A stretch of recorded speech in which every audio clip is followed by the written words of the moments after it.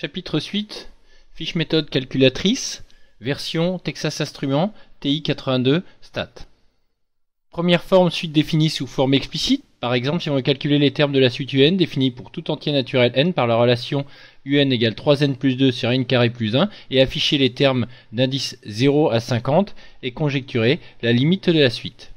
Première étape, dans mode, il faut aller régler donc non pas sur fonction mais sur suite. Ensuite, dans f de x, c'est-à-dire y, on va saisir donc l'expression de la suite. Ici, entre parenthèses, 3n, donc 3. Le n s'obtient avec la touche x, t, θ, n. 3n plus 2, divisé par n carré, plus 1. On valide. Le premier indice sera 0, donc on va commencer à U0. Ensuite, il suffit d'aller dans table pour afficher les termes de la suite.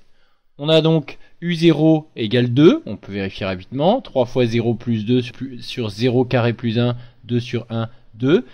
Et donc, on peut constater que la suite semble décroissante. U50 est environ égal à 0,06. Il semble que la limite de la suite soit 0. Suite définie par une relation de récurrence.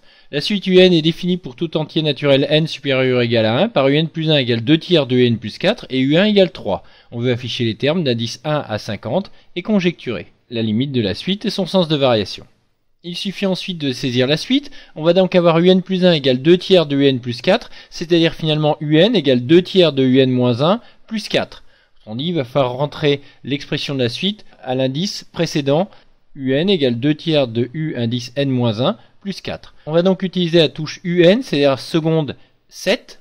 On va donc saisir l'expression de la suite, à savoir 2 tiers multiplié par, alors pour saisir U, on va utiliser la touche seconde 7, touche UN, l'indice entre parenthèses n-1, donc x, t, θ, n, moins 1, on ferme la parenthèse, plus 4. On valide avec entrée. Le premier indice, donc U1, est égal à 3. On valide. Et le premier indice, donc ici, 1. Et ensuite, on affiche le tableau de valeurs. On a donc U1 égale 3. U2 égale 6. Alors on peut vérifier. 2 tiers fois 3, 2, plus 4, 6. U3 égale 8. Il semble que la suite soit croissante et que sa limite soit égale à 12.